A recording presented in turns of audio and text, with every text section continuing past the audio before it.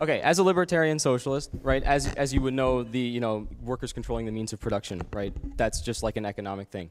I don't believe in big government, right? I believe You don't? No government. No government. So no you're an government. anarchist? Yes. I believe in voluntary hierarchy and democracy. Okay, so, wow. But let me ask you a question in all seriousness. No, here's the question. Here's a serious question, though. What's preventing you from doing what the Amish do, get off the grid and just go live like that right now? Well, the Amish are religiously excluded. No, forget the religious component. Well, but the Amish are a great example. It's incredibly difficult to just pick up everything that you have, leave, and go into. So you want to tell me how to live? No, I'm not telling you how to live.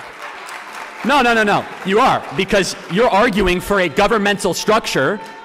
A lack of one, rather. So even a lack of a governmental structure will then make me live the way you want me to live. I'm not going to tell you how to live your life. However you want. What I'm saying is that so you're okay with me having 5 houses and 6 yachts? What I'm saying is that the society that I currently live in. Answer the question. I'm forced to wait. What was you're okay with me having 5 houses and 6 yachts?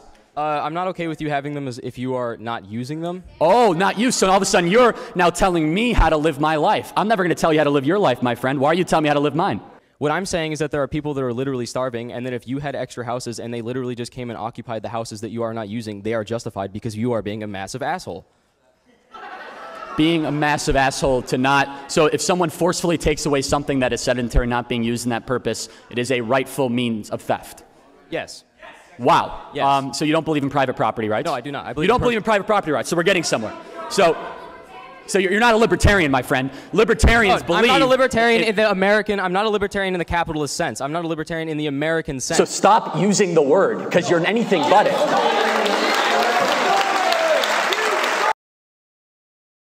The Soviet example was so great. Why were people fleeing the Soviet Union for Western democracies, and they weren't fleeing Western democracies for the Soviet Union?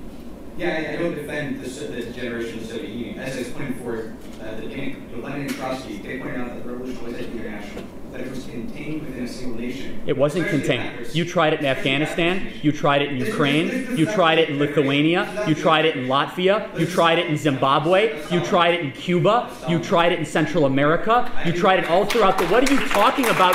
You tried it on the Korean Peninsula, you tried it in Kyrgyzstan, you tried it in Pakistan, you tried it in China, you tried it in Vietnam, you tried it in Laos, you tried it in Cambodia, you tried it in Indochina. What do you mean contained? So, Charlie, I have a question for you. You've talked about the liberal bias in academia. Yes. What are the incentives behind that? Like, why did, in your perspective, why did that come to be? Well, there's a lot of reasons, and it's undeniable that professors are tilted far to the left. An independent study showed that professors 12-to-1 are registered Democrat versus Republican. Why? Is it because they don't have jobs at Goldman Sachs? Maybe get the Goldman Sachs again, let me finish it. Well, no, it's actually so if you insult conservatives, I'll insult liberals. It's because conservatives are more likely to go make a bunch of money and liberals aren't. So you want to get to there, we'll say that. So that's I think. Yeah, let me singular. Conservatives are more likely to endow their professorships. Conservatives are more likely to have their names on the buildings. Conservatives are more likely to create the jobs answer the question, on campus. Exactly. So you want to throw it, you got to take it. I want to say that you are hearing from people that are very frustrated. They are oppressed and they are very, very tired. You're hearing from people who are emotionally exhausted. And you are coming from a place of privilege. I don't expect you to have the same perception as they do, but you need to hear what they are saying. And from your language, you want to argue. And that is really unfortunate because these people care. And so what does your sign say, by the way? Charlie Kirk and the alt-right threaten lives and kills. So it's somehow me that wants to argue and you say I threaten lives and kills? Wait, I'm sorry, what was the question again? No, I mean, I'm asking, you're saying I'm the one that's here to argue and you're wearing a sign that says Charlie Kirk threatens lives and kills. And I'm the one provoking disagreement. It's not an argument, it's a statement.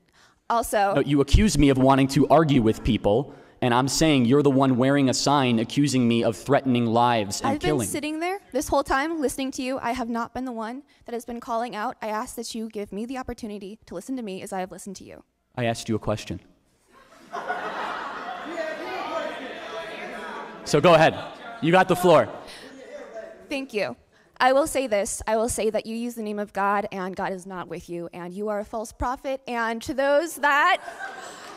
Your influence, you are an oppressor. Your influence was meant to be destroyed, and so therefore I ask everyone to fulfill their destiny and give them hell. Oh, I'm sorry. My only question is to ask you to leave. turning point is dangerous, right? To socialism, absolutely, yes. And so